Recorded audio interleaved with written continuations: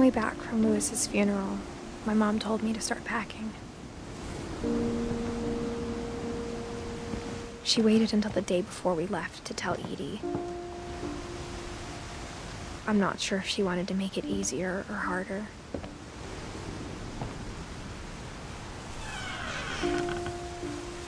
I wish we'd stayed.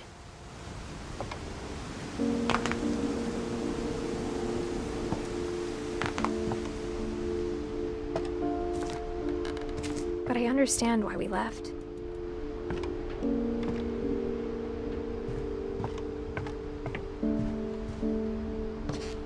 My mom ended up leaving everything behind.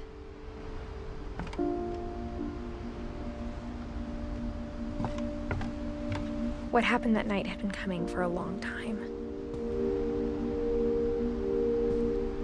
Maybe it should have come sooner.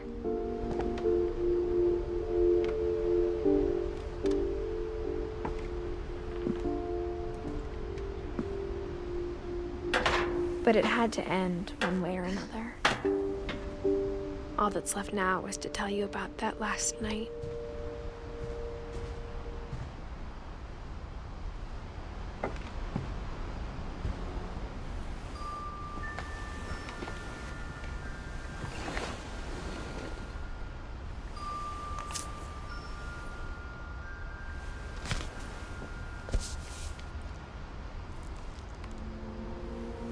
That whole last day, Edie just watched us pack and didn't say a word.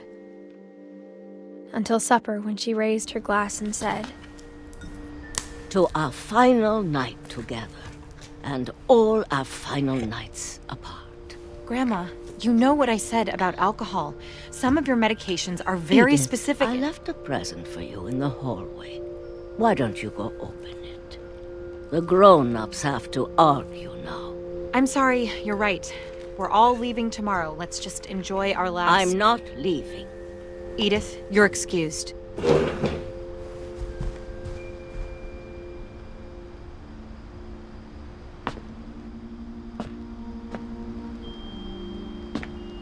The power had been shut off that morning, but Edie always had plenty of candles. When my mom sealed the library, I don't think she knew about the other entrance.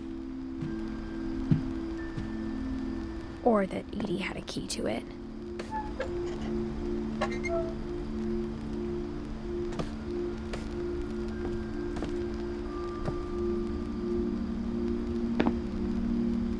That thing you're afraid of isn't going to end when you leave the house.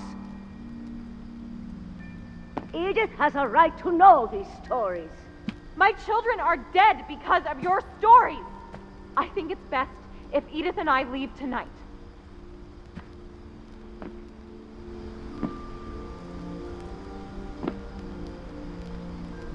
We'll have the nursing home send a van for you in the morning, okay?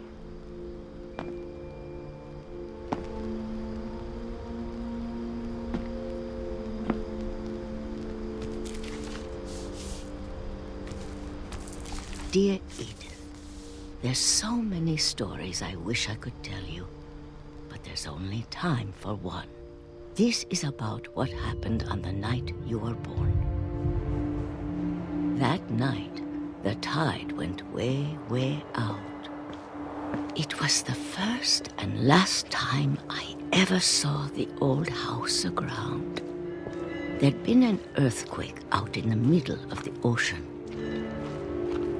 They called it the lowest tide in 1,000 years. God, it smelled awful. You know, I've seen that house every day of my life.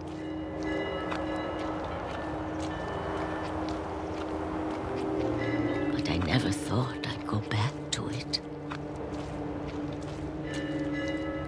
When the fog rolled in, I lost my way.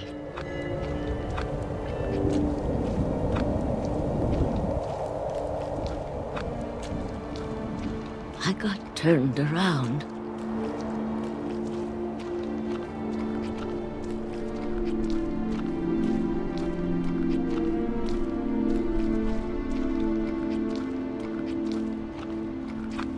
For a while, I wondered.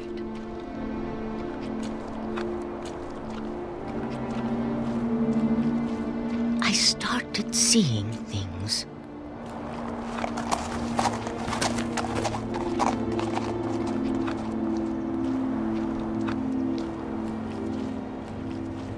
Things I'd forgotten had ever existed.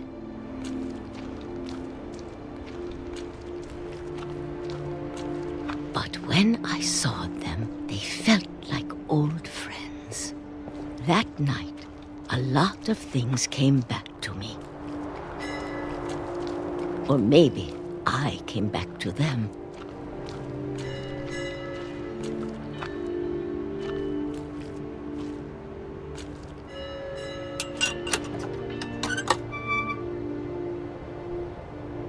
Things I can't explain, but that I need you to try and... Edith, what are you doing in here? It's mine. Edith! Mom, you're gonna rip it! Let go! I kicked and screamed, but Mom dragged me to the car. I never saw Great-Grandma Edie again. The next morning, the van came to pick her up, but she was already gone. After that, we moved around a lot.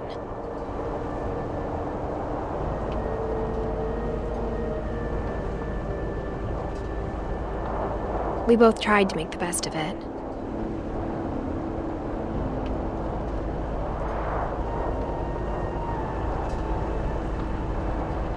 A few years went by.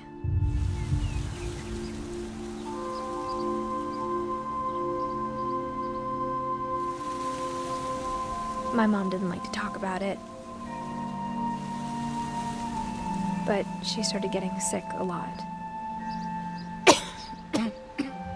The rest happened pretty quickly.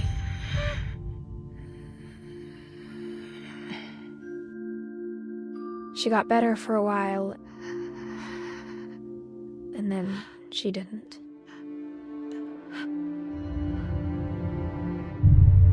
And then I was alone. The last Finch left alive.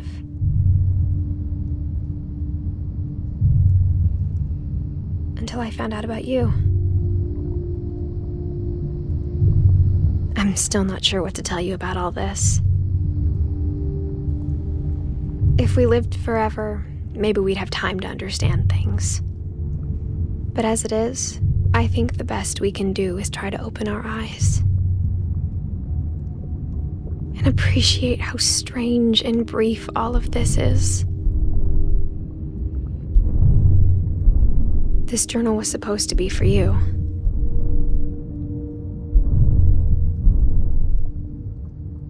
But now I hope you'll never see it.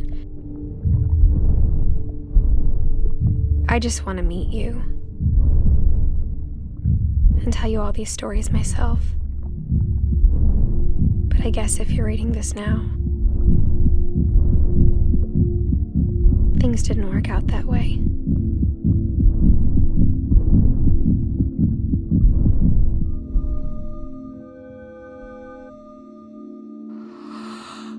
This is where your story begins. I'm sorry I won't be there to see it. It's a lot to ask, but I don't want you to be sad that I'm gone. I want you to be amazed that any of us ever had a chance to be here at all.